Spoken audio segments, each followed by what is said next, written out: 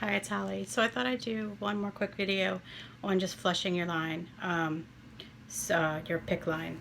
Um, so, um, just normal stuff, just washing your hands, to keep from infection, washing your hands and putting your gloves on. I'm going to do it without gloves because I do it so much I can keep it, you know, I can keep it so I can do it without touching anything. Usually, probably not in this video, I guarantee you, but as long as you're not touching up here, once you clean it, you're fine. Um, but yeah, hand washing and gloves, that's always important because you don't want to get infection. But you always want to do SASH. So saline, administer your meds. Then after it's done, saline again, and then heparin. Some people don't use heparin, and that's okay. But for my infusion company, we use heparin.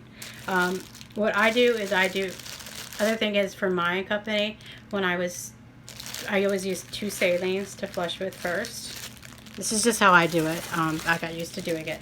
And then I would use to start with, and then I would use another 2 after my infusion, and then I would use 2 heparins, 1 or 2.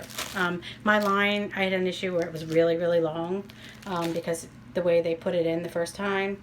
So I had to use 2 because the line was this part that's supposed to be in, they made it really long, which is unusual. So, but now it's not. So I usually use about 1. But I'd rather over flush and make sure my line's clear than under flush. That's personally me. So what you do is, I have a green cap on, but you don't have to. You don't not need the green cap.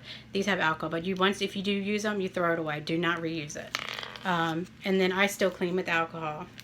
So what I would do is, I would open up all my stuff first. So whatever I'm going to use. So say I'm going to do my infusions. I have 2 prior.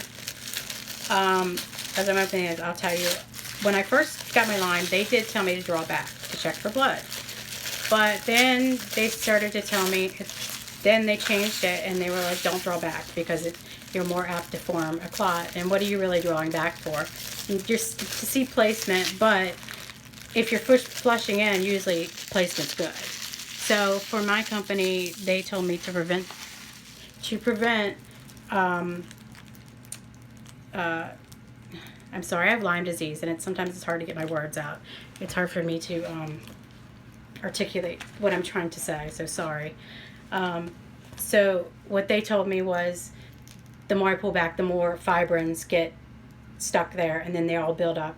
So I did have to have cath flow like a few months ago to get it was flushing, but it wouldn't draw back. So they told me, don't draw back anymore. And ever since I've drawn back, I haven't had any problems. So, and anyway, so we'll get to this. So, you want to use your alcohol pad.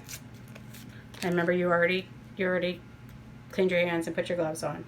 And then I do 15 to like 30 seconds. I just count to like 15, 30. I'm not counting because I lost track now. Just clean it really good, vigorously. Okay, that's good. Okay, so for when I'm getting ready to do my infusion, I would do my first one and get the air out. And then just connect. And then I kind of just do a push, stop kind of thing. Because I think there's studies out now. I know some people just push it in real quick, which is fine. But I think there are more studies saying like a push stop kind of thing is more appropriate. So then I would hook up to my infusion, let it run, and then after I was done, I would flush again. So now I'm done with my infusion. So now I'm going to do the same thing as I'm going to flush the medicine. And then do my second one.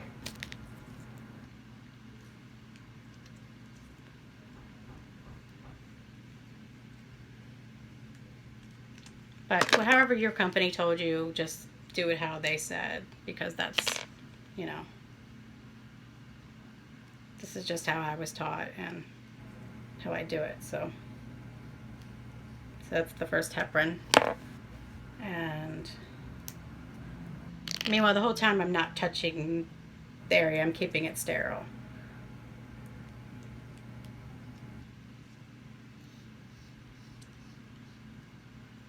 And then that's it. Then I usually don't have green caps, so I would just clamp it off, and then I usually wrap it up and put something on top.